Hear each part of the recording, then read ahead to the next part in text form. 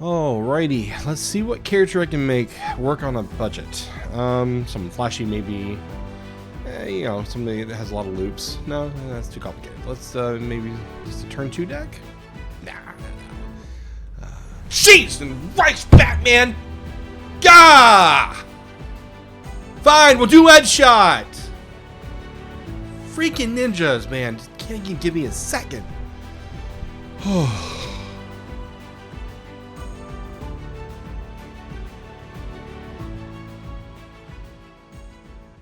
Greetings and salutations, everyone.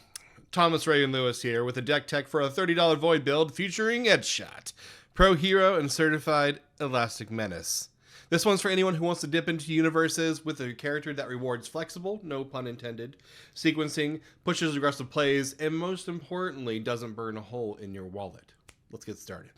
Edgeshot is a 7-hand size fire, void, or good character who's a pro hero and lurker with 2 responsibilities tied to reviewing. Let's see what they are.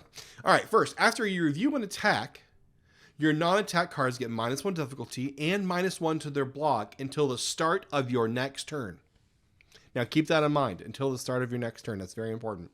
After review and a non-attack, your attacks get +1 speed and +1 damage until the start of your next turn. So here's the angle. Let's say the game has just started and you're on the draw. On the draw step, you get to review, which means that if you review an attack, you're about to have a really great build turn, because if you review that attack, that means the foundations you build, the assets you build, the backups you build, they all get -1 difficulty, and it makes it a lot easier to build more. But on top of that, remember, this effect holds on until the start of your next turn, so this effect holds on for your opponent's turn too. So that means your blocks are going to be better too. So maybe you want to build 5 and just hold 2 or 3 cards.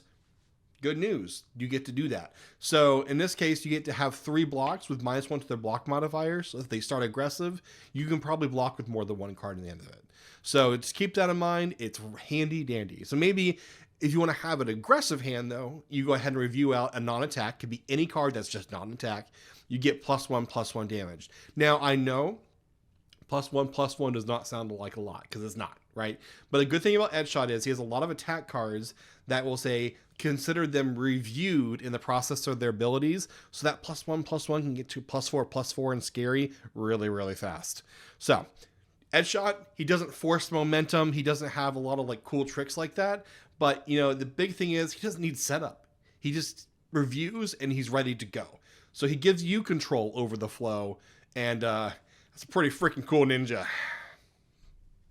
All right, so this deck, it plays more of like a tempo control hybrid with a heck of a backswing. So you'll poke, you'll prod until you kind of see that crack. But when you see that crack, you're kind of just like yeeting yourself in, and then you're just going to try to decimate them.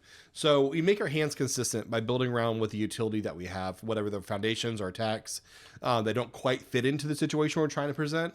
And then we're just trying to sculpt that hand to just knock them out entirely. Now, a note for my baby Edgeshot players. If you have never played Edgeshot, this is a very important ruling that everyone kind of comes across like on the second time they play it. If you review 2 or more cards at once, let's say for an example, Candy Cannon says, hey, you can mill 2 cards. They're both reviewed. And consider them both reviewed. So let's say, for example, you go ahead and mill a foundation and a foundation. You don't get +2/+2. Why is this? The reason why is because you can only get a response once per response window. So this ability that's happening, this costed ability, is milling 2. The responsibility will only see that once. However, if the mill 2 was a foundation and an attack, there are 2 responses that are on this character, right? Both those responses have the opportunity to see that 1 response window.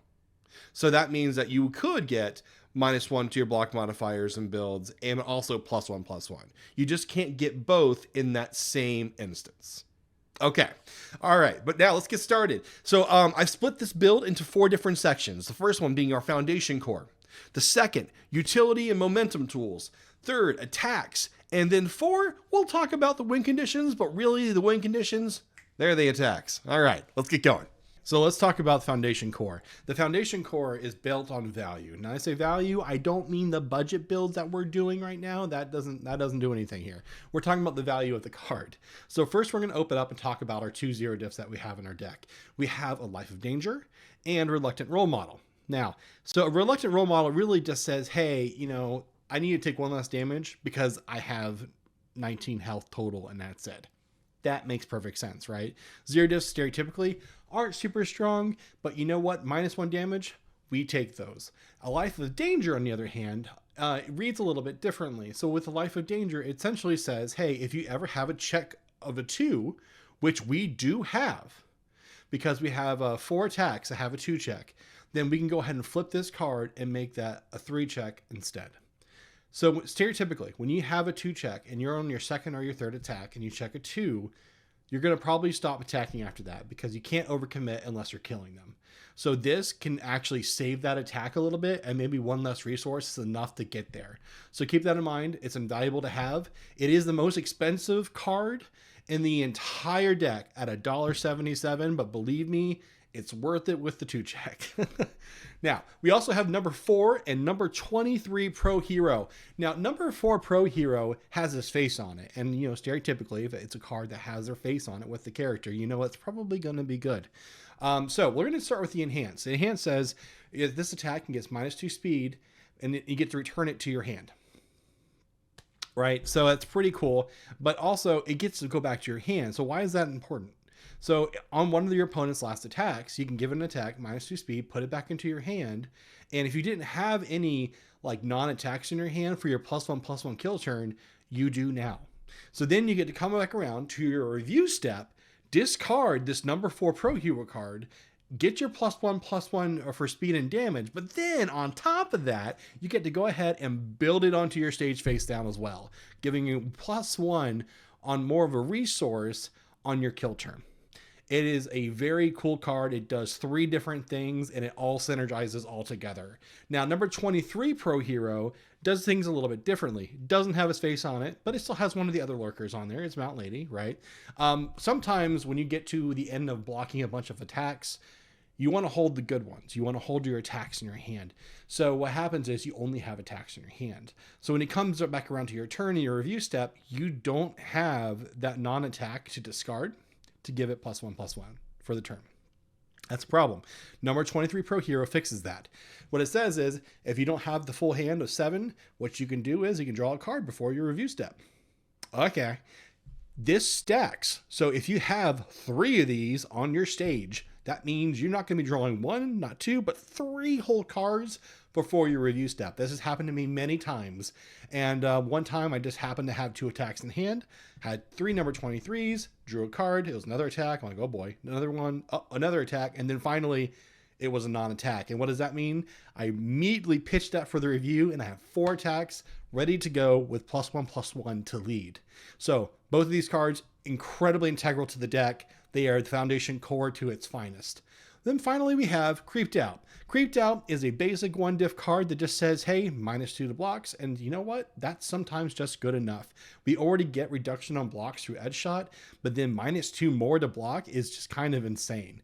Then on top of that, for our aggressive side, we also get to have this wonderful response saying, hey, if you breaker me, I get to return that down by 1. So they say, hey, breaker 2. So your next check is going to get -2. Instead, you can actually go ahead and say, Creeped Out, no, I'm going to make a breaker 1 instead. And maybe you can still just kill them and get through that breaker 2. All right, let's get into the utility and momentum. So utility, we're talking about Batman's tool belt. We want to have different things in our foundation sets to do different things. And momentum, we're not actually talking about like momentum things like for the character. We're talking more about like snowball momentum, the things that get things spinning, rolling for the character to make it more aggressive. So first card we have is Treasure Hunting. Treasure Hunting, it says form, draw a card. But it says that you have to discard a card. No, listen, okay. It takes no effort at all for your opponent to have 15 cards in their discard pile. I would say about 90% of the time, this card is just going to say draw a card. But if on turn 2, if you're desperate for a card, maybe, yes, you'll maybe have to discard 1. But that's okay. That's fine. It's a very strong card. It's a 1 diff. It says draw a card. We love those.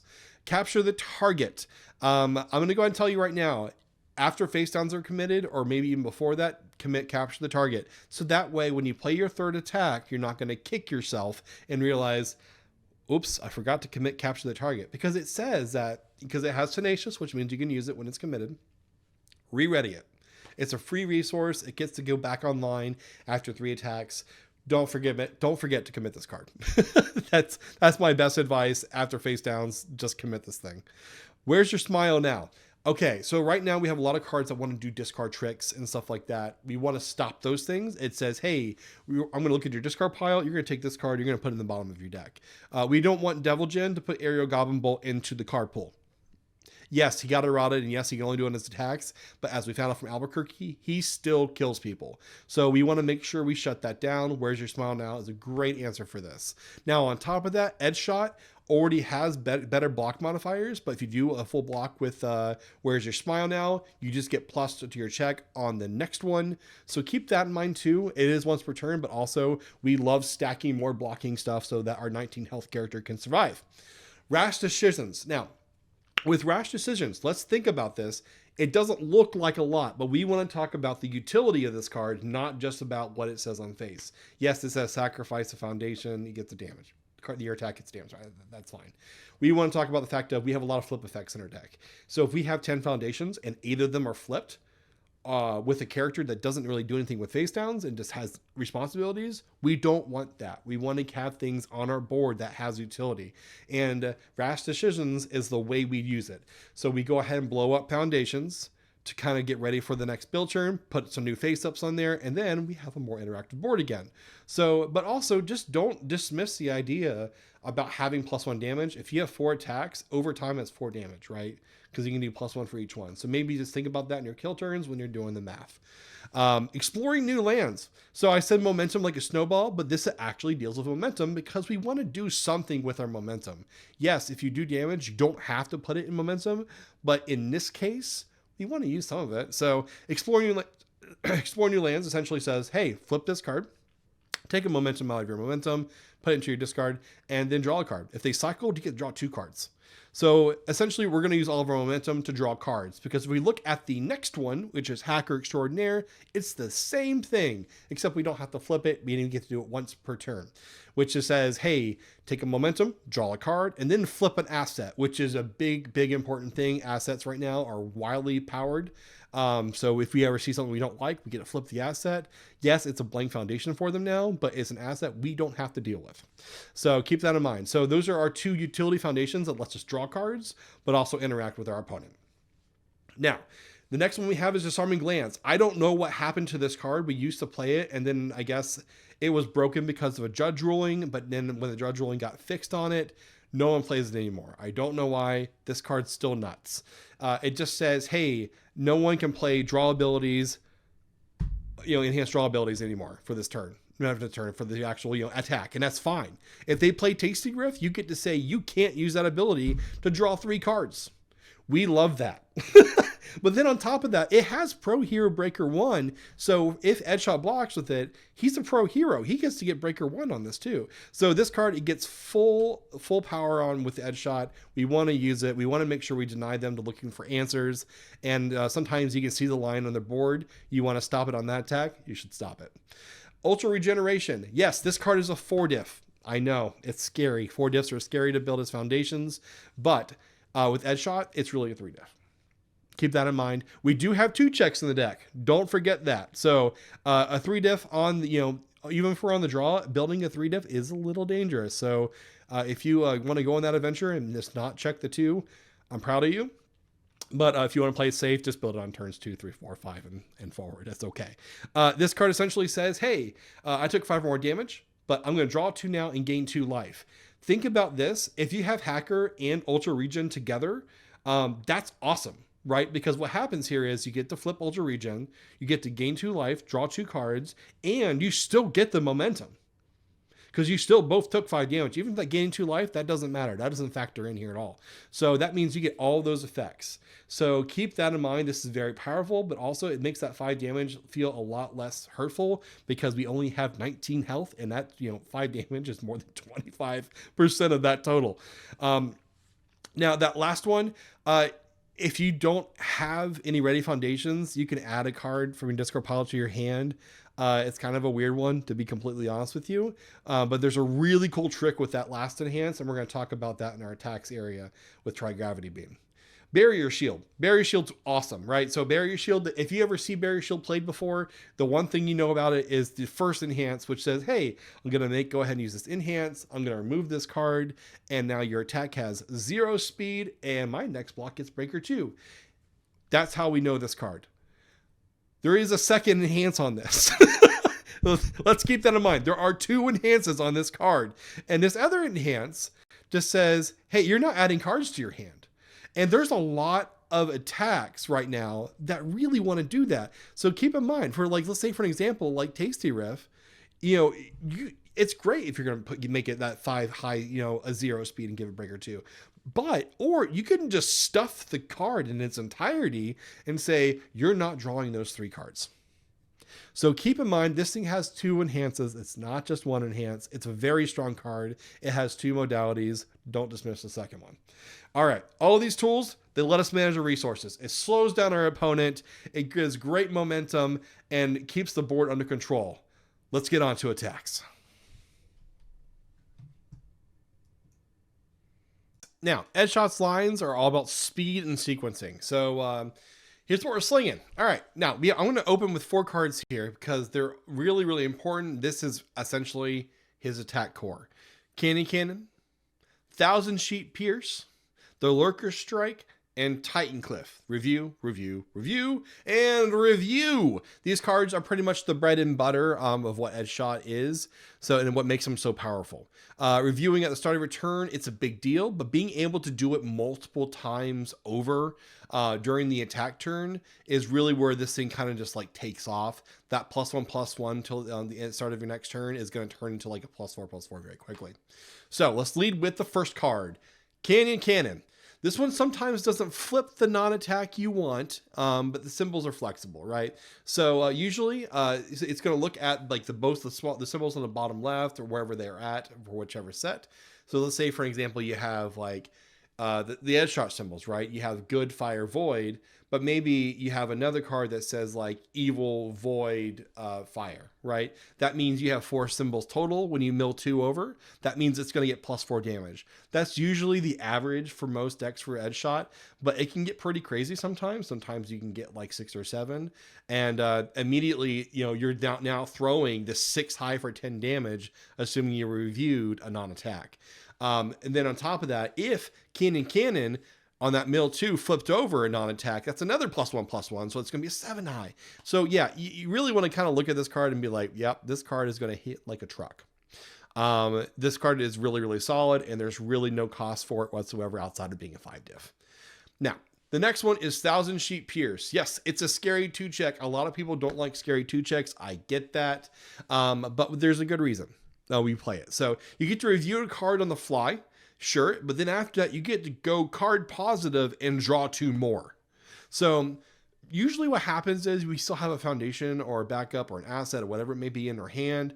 And so we get to discard it and then draw 2 new ones. So not only are we discarding it, getting +1/+1 because it counts as being reviewed again, we get to draw maybe another 2 more attacks to make this a turn a lot more explosive. So bear that in mind. 1,000 Sheet Pierce, it's completely cracked. But there's also that response on the bottom. Now, a really cool thing, and I've killed a lot of people while doing this, sometimes you live the dream and get it to +5/+5. And if that happens, maybe you want to give your last attack flash.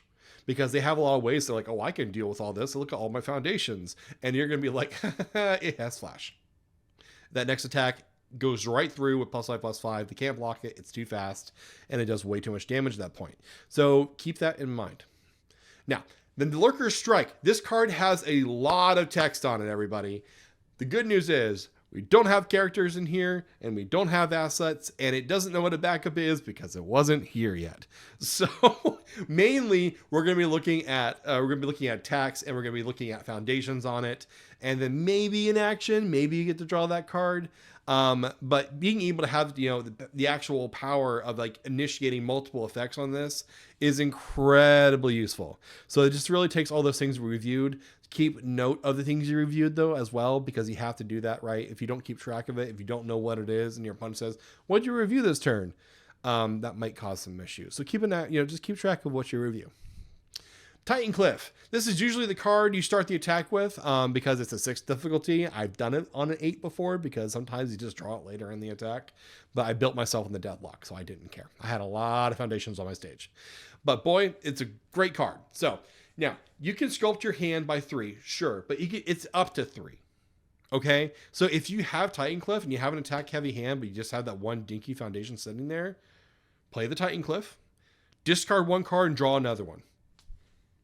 There we go. We did it. We got the +1/+1. We don't care.